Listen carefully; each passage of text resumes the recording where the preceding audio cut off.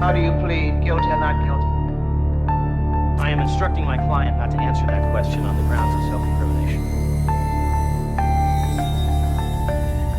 We find the defendant not guilty. Yeah, what's poppin', y'all? Welcome back to Crown TV Courts, brought to you by Crown TV, of course. I go by the name of Prince. I want to thank everybody for tuning in. I want to say that I'm happy to be back, and I want to thank everybody who has been showing concern, who has been asking what's up with us. One thing that I will say about me having to step away is that I had a chance to step back and look at this thing and where we were headed and where we want to be, and make sure that the message is not being lost and that we are still serving our intended purpose. Sometimes this thing gets easy and you can get caught up in waking up every day and going through the motions, not thinking, not having time to think or direct, and your message can get lost. We do have a message on this channel, and we want to make sure that that message always gets through. It's more important than even the cases. So we always want to make sure we do that, and we're going to make sure that we're doing that going forward.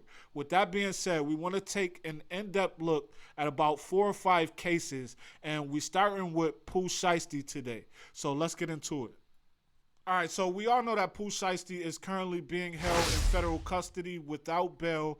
He is facing 3 counts in this indictment, and very briefly, I just want to go through the counts so that everybody fully understands these counts. The first count is conspiracy to commit Hobbs Act robbery. Now, if you don't know what Hobbs Act robbery is, Hobbs Act robbery is the actual or attempted robbery affecting interstate commerce in any way, and that's very important, and we're going to get into how the feds plan to substantiate that in this video. Now, this carries a maximum of 20 years.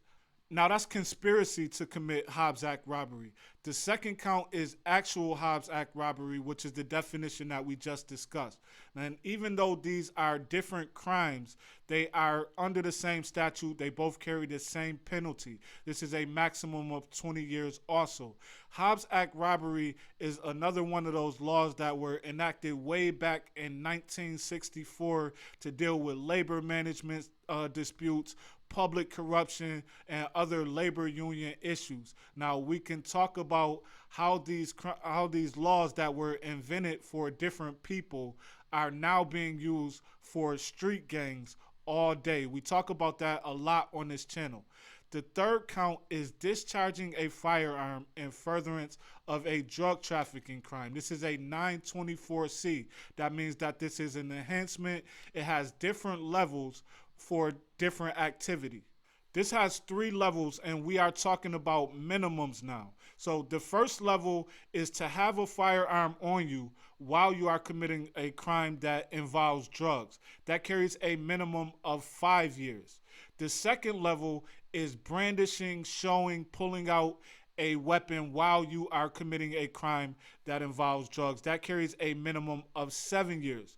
The third level, which is Pooh Shiesty's case, is discharging or shooting a firearm while you are committing a crime that involves drugs. This carries a minimum of 10 years. So altogether, providing that Pooh Shiesty gets the max if he's convicted, you are looking at about 50 years. That's why we say this could be. You don't know all the details yet. You don't know what guidelines he falls under. So it's not as scary as it looks. It's still very serious charges. Now, the next thing I want to get into is this probable cause statement from the government. So let's get into that, and then I'll come back and talk about it.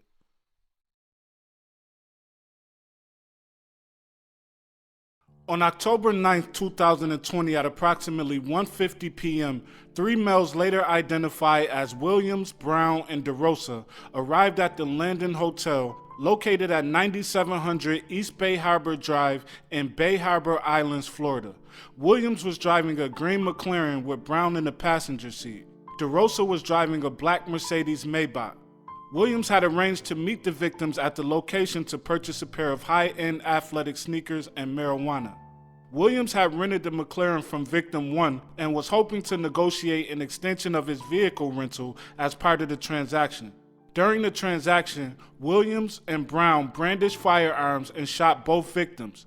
Specifically, Brown shot victim 1 in the hip and Williams shot victim 2 in the buttocks.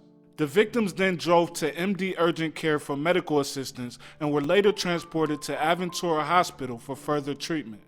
As part of the investigation, law enforcement reviewed video surveillance which depicts Williams arriving at the hotel in the green McLaren with Brown as the passenger and DeRosa arriving in a black Maybach.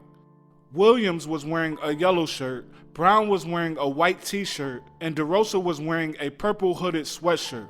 Shortly after Williams arrived at the hotel, victim 1 approached Williams and handed him a bag of marijuana. Victim 2 then approached and gave Williams a shopping bag. Williams opened the shopping bag and removed a pair of athletic sneakers and began examining them. Victim 2 then walked around the McLaren and sat in the passenger seat where Brown had previously been seated to collect payment from Williams. As victim 2 held one of the sneakers in his hand, Williams pointed a Draco subcompact weapon at him and demanded that he leave the sneakers in the car. DeRosa stepped out of the Maybach, approached victim 2, and attempted to take victim 2's jewelry from his person. Moments later, as victim 2 attempted to stop DeRosa from stealing his jewelry, Williams shot victim 2 in the buttocks. Victim 2 then retreated towards his vehicle. Ultimately, DeRosa could not take the jewelry from victim 2's person, but Williams maintained the sneakers without paying for them. Victim 2 operates a shoe sale business that involves the shipment of products in interstate commerce. Williams never paid either victim for the shoes or marijuana. Moments after Williams shot victim 2, Brown shot victim 1 in the hip. Video surveillance shows victim 1 fall to the ground in the area between the green McLaren and the victim's vehicle. Victim 1 then observed Williams point a Draco subcompact weapon at him and state, in substance, "Don't you try it." Shortly thereafter, Williams, DeRosa, and Brown returned to their respective vehicles and drove away. Williams never stepped out of the driver's seat of the McLaren. The surveillance video captured a Louis Vuitton bag falling out of a driver's seat of the McLaren as Williams drove away after the shooting. Law enforcement recovered the bag, which contained $40,912 in U.S. currency. Williams' publicly available Instagram account named Pooh Shiesty contains photographs that depict him displaying several long rifles and a plethora of $100 bills days before the robbery. One of the dollar bills from the picture displayed the full serial number of the bill. Law enforcement recovered a $100 bill with the same serial number from the Louis Vuitton bag. Williams' Instagram account also contains tagged photographs where he is depicted posing with the green McLaren like the one in the video surveillance. Law enforcement later identified DeRosa's publicly available Instagram page by the name of Dread Montana. The account contains several photographs where DeRosa is depicted holding a Draco firearm like the one used by Williams during the shooting. After recovering the video surveillance, law enforcement responded to Aventura Hospital to speak to the victims and present them with still photographs from the video surveillance. Victim 1 stated that he is certain that the person driving the green McLaren was the rapper named Pooh Shiesty.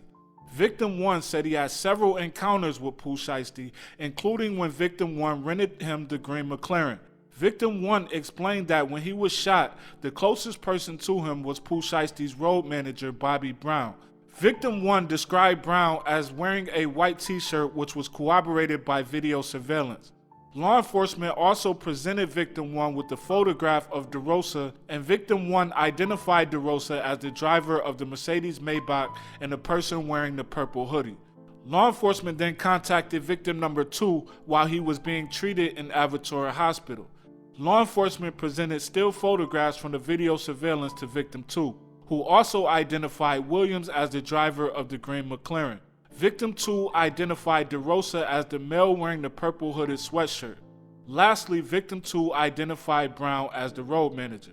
On May 30th, 2021, Williams performed as a rap artist at the King of Diamonds Club located at 7020 Northwest 72nd Avenue in Miami, Florida. After his performance, Williams was paid the outstanding balance of his performance in cash, and a person from the crowd slapped his hand, causing Williams to drop the cash on the ground. Williams then retrieved a black semi-automatic pistol from his waistband and began waving it to prevent club patrons from taking his money. Upon seeing Williams with the firearm, club security sought to remove him from the venue. Video surveillance captured Williams walking with the firearm in his hands. Williams then fired one shot, striking the club security guard in the ankle. Williams fled in a dark-colored vehicle. Conclusion. Based on the information provided above, I respectfully submit that there exists probable cause to believe that on or about October 9, 2020, in Miami-Dade County, in the Southern District of Florida, Williams, Brown, and DeRosa committed the offenses of conspiracy to commit Hobbs Act robbery, and discharge of a firearm in furtherance of a crime of violence. So as far as evidence goes, at least as it relates to this particular statement and what we have to date, the feds believe they have surveillance footage that corroborates everything that was said in this probable cause statement. You also have the Instagram picture that is said to have money with matching serial numbers that the feds say fell out of this bag on this video. So this is a very tough case to beat with this surveillance footage. If we want to talk about defenses, first of all, you either have to get this surveillance footage thrown out somehow or prove that there's something on this video that is being overlooked or that cannot be seen. And maybe this was all done in self-defense or something like that. Lawyers are very crafty. It's a tough case to beat, but you can never say never. Lawyers are very crafty and they are very smart. So we will see how that goes on as time passes. In conclusion, we want to remind everybody that Pooh Shiesty nor his co-defendants have not been convicted of anything, and until this is proven, they are presumed to be innocent. Also, this is a breakdown of the case. We will come back with updates every time we get them in the form of updates. I want y'all to check this out before y'all go. Why is there so much violence in the world? Why is there so much black on black crime and violent, tragic police brutality of black people? Peace.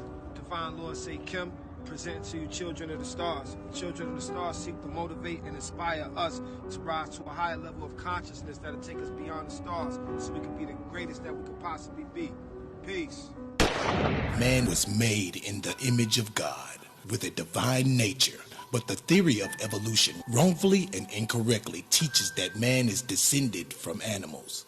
In order to stop this crime and violence plaguing our communities and the world, man and woman must refuse to see themselves as animals, but realize their divinity and strive to experience the spirit of God within to rise above the animal instincts, causing madness of this world.